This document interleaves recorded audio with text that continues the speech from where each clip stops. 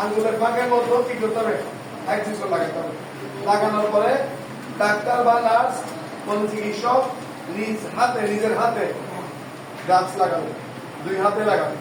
তাহলে এত মূলত কার কাজ? নিজের কাজ, রোগীর কাজ না। এরপর 2 নাম্বার কাজ কার কাজ? রোগীর কাজ। রোগীর কাজের ক্ষেত্রে আমরা আগে তো দেখাইছিলাম এই গজ কাপড়কে বাস করে, সেটা একটা বাস করার পর তারপর আকৃতি যেখানে কেটে গেছে কাটা স্থানের উপর চাপ দিয়ে ধরে রাখতে হবে 10 থেকে 15 মিনিট। 10 থেকে 15 মিনিট ধরে রাখার পর যদি ব্লাড বন্ধ হয়ে যায় তাহলে বন্ধ হয়ে গেল। 10 থেকে 15 মিনিট একটানা, মাঝখানে বারবার দেখার কোনো দরকার নাই। মাঝখানে বারবার দেখার কোনো দরকার নাই। তুমি আপনাদের যদি বন্ধ না হয়, 10 থেকে 15 মিনিট ধরছেন কিন্তু ব্লাড বন্ধ হচ্ছে না, সেক্ষেত্রে বন্ধ করার কি দিতে হবে? ইনজেকশন দিতে হবে। তাহলে রক্তপাত বন্ধ করার ইনজেকশন ট্যাক্সিল বা জেমিক বা নাক্সিল 500 মিলিগ্রাম, 500 আইভি পথে। আইভি মানে কোন পথে? পথে, রগে। এখন ধরো হাত কাটছে, এখানে হাত কাটছে, এখানে রগে দিতে হবে নাকি অন্য রগে দিলে হবে? অন্য জায়গায় রগে দিলে আপনি এই হাতে রগে দিলে হবে। পা কাটছে আপনি হাতে রগে দিলে হবে। অর্থাৎ এমন না যে যেদিকে কাটছে ওখানে রগে দিতে হবে, সেরকম নয়। বডির যে কোনো একটা রগে দিলে হবে। তার মানে ইনজেকশন বা ব্লিডিং কি করবে? বন্ধ করবে। এরপর বায়োডিন অথবা লিখলাম কি নরমাল স্যালাইন অথবা হাইড্রোজেন পারক্সাইড। এই তিনটার মধ্যে পার্থক্য, ময়লা আবর্জনা ধুলাবালি থাকলে হাইড্রোজেন পারক্সাইড, আগেও বলছি আপনারা লিখে রাখেন যারা নতুন, ময়লা আবর্জনা ধুলাবালি থাকলে হাইড্রোজেন পারক্সাইড ব্যবহার করুন। ক্ষেত্রে স্বাভাবিক ময়লা আবর্জনা তেমন নাই, নরমাল স্যালাইন দিয়েও ওয়াশ করা যাবে অথবা বায়োডিন দিয়েও কি করা যাবে? ওয়াশ মানে কি? ধুয়ে ফেলা, পরিষ্কার করে ফেলা। ধুয়ে পরিষ্কার করার নাম হচ্ছে কি? লাগানো আর ওয়াশ করা দুটো কি সেম কথা না? আপনি মুখ দিয়ে ফেললেন, এটা হচ্ছে ওয়াশ করা। লাগানো যখন শুকানোর জন্য কি, তখন আপনি চাইলে ব্যাকটেরিয়া অয়েন্টমেন্ট লাগাতে পারেন। শুকানোর জন্য আপনি নেভার অয়েন্টমেন্ট লাগাতে পারেন। সেটা হচ্ছে লাগানো হচ্ছে কি? শুকানোর জন্য। আর এখন ধুয়ে ফেলার জন্য না হয় নরমাল স্যালাইন, না হয় বায়োডিন, না হয় কি হাইড্রোজেন পারক্সাইড, এটা পরিষ্কার পরিচ্ছন্ন করার জন্য। এরপর অবশ করার জন্য, আক্রান্ত স্থান অবশ করার জন্য। এখানে একজন আসেন, আমি এখান থেকে দেখা দিই। এখানে একজন আসেন, এখানে আসেন, একজন আসে, আমাকে একটু সাহায্য করুন।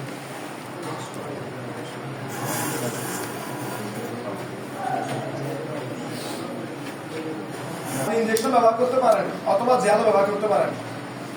জেল ব্যবহার করলে অবশ্য হবে, ইনজেকশন ব্যবহার করলেও কি অবশ্য হবে।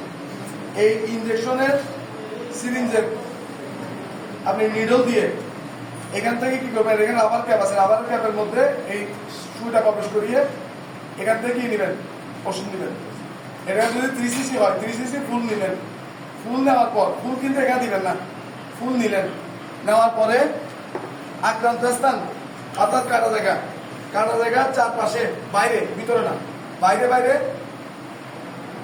একটু পুশ করবেন।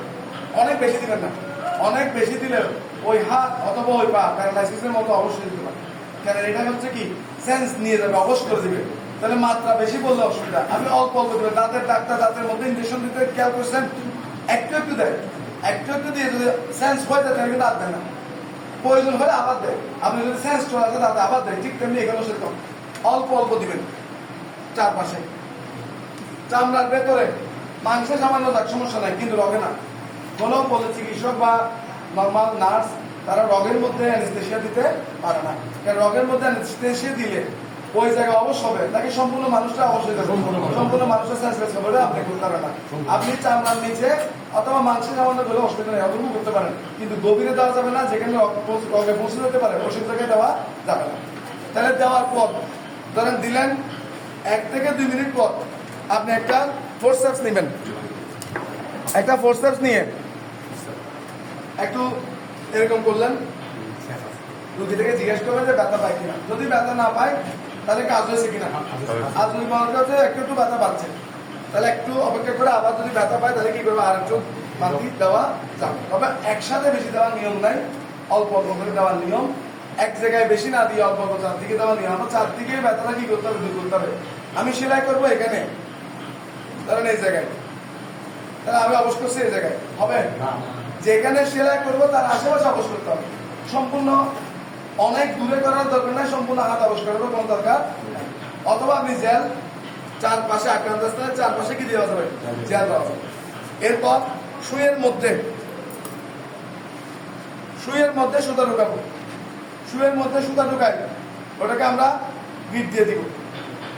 সুতাটা গিট দিয়ে দিলাম। এখন সুতা একটা মাথা কি রাখবো, লম্বা রাখবো, এত বুঝছো কিনা। এরপর ফোর্সেস দিয়ে সুই ধরবো। ফোর্সেস মানে ধরার জিনিস, আর সিজার হচ্ছে কি, কাটার জিনিস। ফোর্সেস হচ্ছে ধরার জিনিস, সিজার হচ্ছে কাটার। ফোর্সেস দিয়ে কেমনে ধরবেন, সুইয়ের দাঁড়ালো অংশ বা সুতালো অংশ উপরে থাকবে। এই কথাটা বুঝছেন কিনা। সুইয়ের দাঁড়ালো অংশ বা সুতার অংশটা উপর দিকে থাকবে। যে পাশে সুতা আছে ওই পাশে ফোর্সেস দিয়ে ধরবেন। সুইয়ের দিকে ফ্রি থাকবে। আপনি সুতার দিকে ধরলেন, সুইয়ের মাত্রা কোন দিকে আছে, উপরে। এটা তো সঠিক পদ্ধতি। আপনি যেভাবে ধরেন তাহলে কি সেলাই করতে পারবেন না, এটা তো উল্টা হচ্ছে। এটা তো সেলাই করতে কেমন সেলাই করতে হাতে তার মানে সুইয়ের সুতার অংশ উপরে, ফোর্সেস ধরবো সুতার দিকে, যেদিক দিয়ে সুইয়ের মূল অংশ সুতার অংশ ওটা আমরা ফ্রি রাখবো। এবার কাটা জায়গা থেকে আমরা যতটুকু সম্ভব ক্লোজ করবো কেন, যাতে কোনো গ্যাপ না থাকে। তাহলে আমরা ক্লোজ করার পর ধরেন এই জায়গাটা ক্লোজ করলাম। এই জায়গাটা ক্লোজ করার পর এক পাশ দিয়ে প্রবেশ করি, আর পাশ দিয়ে বের করবো। তাহলে আমার বাম হাতে ধরবে, আমি বাম হাতে ধরলাম, এক পাশ দিয়ে প্রবেশ করি, আর পাশ দিয়ে বের করবো। গভীরতার উপর নির্ভর করবে কতটুকু প্রবেশ করাবে, গভীরতার উপর নির্ভর করবে।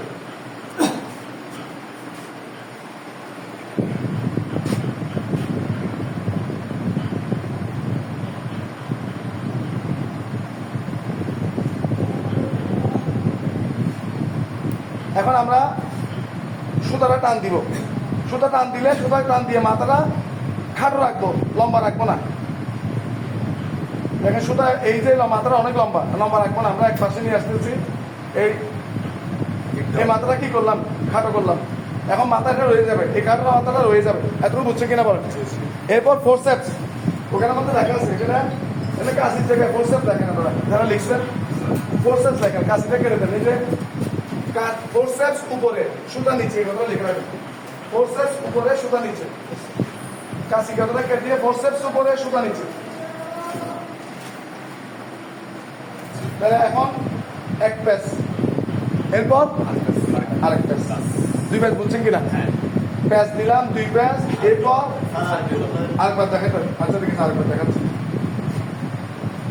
সুতার এক মাথা কি করলাম, খাটো করলাম। এই মাথাটা খাটো, সুতার যেদিকে লম্বা মাথা আপনার হাতে ধরা আছে, কাশিটা উপরে বসাবো। কাশিটা উপরে বসালাম, মানে ফোর্সেসটা উপরে বসালাম।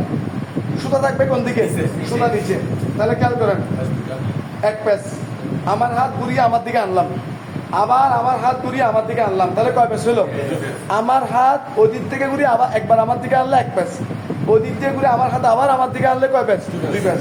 দুই প্যাচ দেওয়ার পর ফোর্সেপসের মাথাটা খুলবো। এই যে ফোর্সেপসের মাথাটা খুললাম, খুলে যে সুতাটা রাখলাম ওই সুতার মাথায় ধরবো। ফোর্সেপসের মাথা দিয়ে সুতার মাথা ধরবো। কোন সুতা, লম্বা সুতা না খাটো সুতা, খাটো সুতা। এখন আমার ফোর্সেপসটা আমার দিকে আনবো, আর আমার এই হাতটা ওইদিকে নিয়ে যাবো, বিপরীত দিকে। ফোর্সেপস আমার দিকে, সুতার ওই মাথাটা ওই পাশে নিয়ে গেলাম। এখন দেখেন সুতার মাথা চলে আসছে, ছোট মাথাটা চলে আসছে। এবার আমি ফোর্সেপসে রাখতেছি, ফোর্সেপসে রাখলাম। ফোর্সেপস রেখে এবার আমরা গিট দিব। এখনো কি প্যাচ দিছি না গিট দিছি, না গিটটা এখনো ক্লোজ করে নাই, প্যাচ দিছি। এবার গিটটা আমি চাচ্ছি আমি গিটটা ওনার দিকে দিব, আমার ইচ্ছা। আপনি তোমাদের আমার দিকে আনবো, তাও অসুবিধা নেই। ওনার দিকে নিয়ে গেলে অসুবিধা, আমি ওনার দিকে নিয়ে যাচ্ছি। গিটটা নিয়ে যাবো তো এমনভাবে টাইটও করবো, ওনার দিকেও নিয়ে যাবো। এমনি নিয়ে গেলে হবে না, টাইট করা স্যার এমনি নিয়ে গেছে ওনার দিকে, তাহলে হবে না। টাইটও করবো, গিটও দিব, তাহলে ওনার দিকে নিয়ে যাচ্ছি। এক সাইডে নিয়ে যাচ্ছি। এবার এক সাইডে নিয়ে গেলাম, টাইটও করলাম।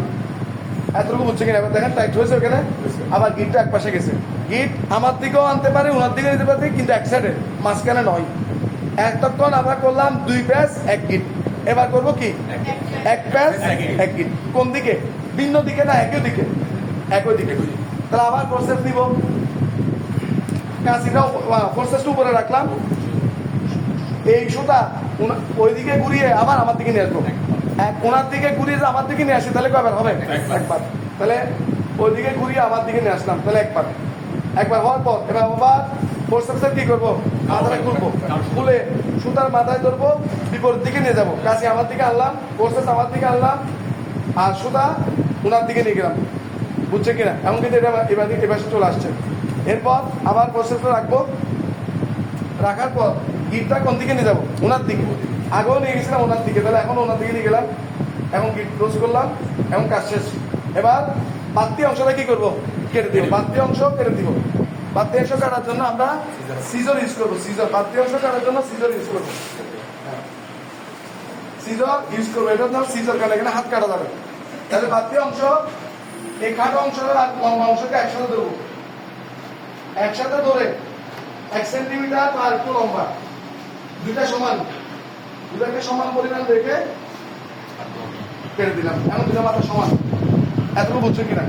এতটুকু বুঝলে আবার যদি সেলাই করেন, তাহলে এখান থেকে ধরেন এক আঙ্গুল নিচে, আবার এখানে সেলাই করতে হবে। নিয়ম একই, প্রথমে 2 প্যাচ 1 গিট, পরে 1 প্যাচ 1 গিট। এই গিটটা যেটা ওইদিকে, নতুন গিটটাও কোন দিকে দিব? একই দিকে দিব। এতটুকু বুঝছেন কিনা? 3 দিন পর ড্রেসিং করবে। 3 দিন পর যদি না শুকায়, তাহলে 3 দিন পর তো আসলে শুকাবে না, 7 দিন 10 দিন 8 দিন এরকম লাগে, বা মিনিমাম 5 দিনও লাগে। 3 দিন পর ড্রেসিং করবে। ড্রেসিং করার পর, ড্রেসিংটা আমরা আগে পড়াইছিলাম, আজকে ড্রেসিং করাচ্ছি না। আজকে শুধু সেলাই কাটা, সেলাই করা শিখাচ্ছি। তাহলে 3 দিন পর আসলো, ড্রেসিং করবে। এরপর 7 দিন পর আসলো। 7 দিন পর আসার পর যদি শুকাচ্ছে কিনা আপনি টেস্ট করে দেখতে হবে। এরকম টেস্ট ফোরসেপস নিব, ফোরসেপস নিয়ে আর যেখানে আপনি সেলাই করছেন তার পাশে এরকম একটু চাপ দিবেন, হালকা চাপে ব্যথা হয় কিনা দেখবেন। যদি ব্যথা না করে, এরপর আবার কাছে আসবেন, আর একটু চাপ দিবেন। যদি কোনো পুঁজ আসে, রক্ত আসে, তরল পদার্থ আসে, তাহলে ভিতরে কি রয়ে গেল? কাঁচা অবস্থা রয়ে গেছে। কাঁচা অবস্থায় সেলাই কাটার কোনো নিয়ম নাই। প্রয়োজন আমরা ওষুধ কি করবো? আরো প্রথমত 5-7 দিন দিনা পরে আরো বাড়াই দিব, আরো 5-7 দিন দিব, কিন্তু কাঁচা অবস্থায় কেটে কোনো লাভ নাই। তাহলে যদি শুকিয়ে যায়, ব্যথা না থাকে, যদি চামড়া মনে হচ্ছে জোড়া লেগে গেছে, মাংস মনে হচ্ছে জোড়া লেগে গেছে, চোখে দেখলাম ব্যথা নাই, পুঁজ নাই, রক্ত নাই, তরল পদার্থ নাই, সেক্ষেত্রে সেলাই কাটা যাবে। কারণ কাটার সময় ফোরসেপস দিয়ে কি কাটে নাকি ধরে? কাটার জিনিসের নাম কি? সিজর দিয়ে। সিজরের মধ্যে 2টা মাথা দেখেন, 2টা মাথার মধ্যে এই মাথাটার মধ্যে কোনো গোল অংশ নাই, আবার এই মাথাটার মধ্যে কি আছে? গোল অংশ আছে। সিজরের যে মাথায় গোল অংশ, সে মাথা দিয়ে কাটবো। তাহলে আমরা সিজরের গোল অংশটাকে নিচের দিকে রাখলাম। এরপর সুতরাং যে 2টা মাথা ধরে রাখছিলাম, বাড়তি অংশটাকে এরকম করে হালকা করবো, এরকম করে একটু লুজ করবো, লুজ করে ওই বাড়তি মাথাটা হাত রাখবো। এবার ওই গোলাকার অংশটা প্রবেশ করাবো গিটের মধ্যে।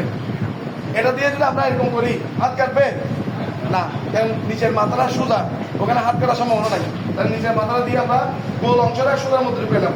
ঢুকানোর পর কেটে দিব। কেটে দেওয়ার পর আমার হাত এখনো ধরা আছে কিনা?